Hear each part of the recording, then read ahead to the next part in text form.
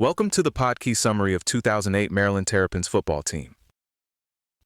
Maryland's 2008 season was one of those years that makes perfect sense, only if you stop trying to make it make sense. The Terrapins beat 4 ranked teams, lost games they absolutely should not have lost, changed their offense, watched a quarterback controversy settle itself the hard way, and then finished by winning a bowl game with half the script torn up. They ended 8-5 overall, 4-4 in the ACC. But that record barely captures how weird the ride was. This was a veteran team with real talent, a lot of volatility, and just enough depth to turn chaos into something memorable.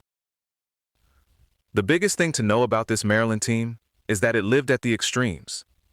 In Week 12, the Terps were actually leading the ACC Atlantic Division, and then they lost their final 2 regular season games and slid into a 4-way tie for third. That kind of swing matched the whole season.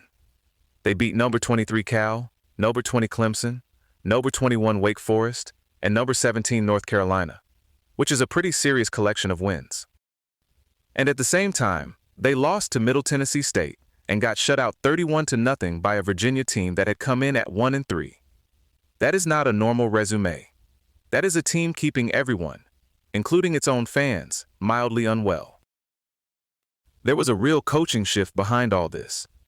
James Franklin took over as play caller from Ralph Friedgen, the first time Friedgen had handed that off since 2005, and Franklin installed a West Coast offense.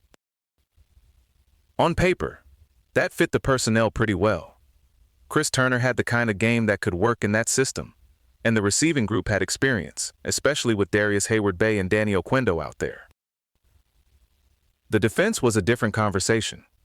Chris Kosh's 3-3-5 scheme, the so-called Terp defense, had taken plenty of criticism for being too passive and too complicated, and after the regular season he resigned to go back to Kansas State.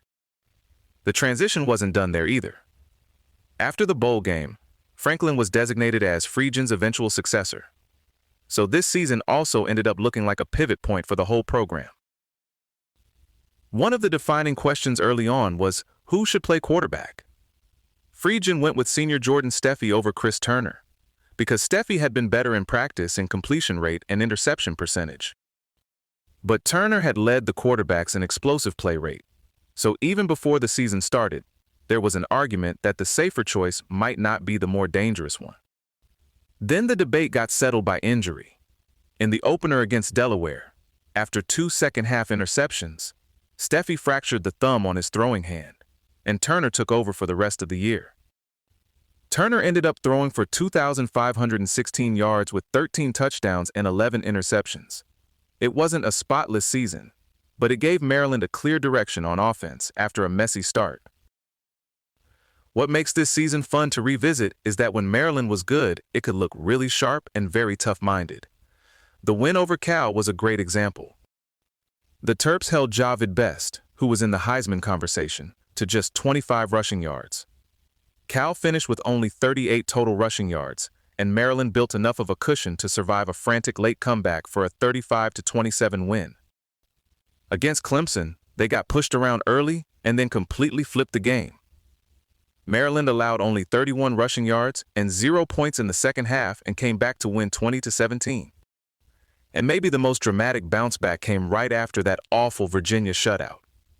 The next week, Maryland turned around and blanked Wake Forest 26-0. Handing the Demon Deacons their first scoreless game in 124 contests. That was the pattern all year. The team could look broken one week and very dangerous the next, often because the defense tightened up at exactly the moment you thought it might fold. Then came the Humanitarian Bowl against Nevada, and the season somehow found another level of unpredictability. 7 players were partially suspended for breaking the pre-bowl curfew, including leading rusher Darrell Scott and senior receiver Danny Oquendo. So Maryland had to improvise, and the improvisation actually worked.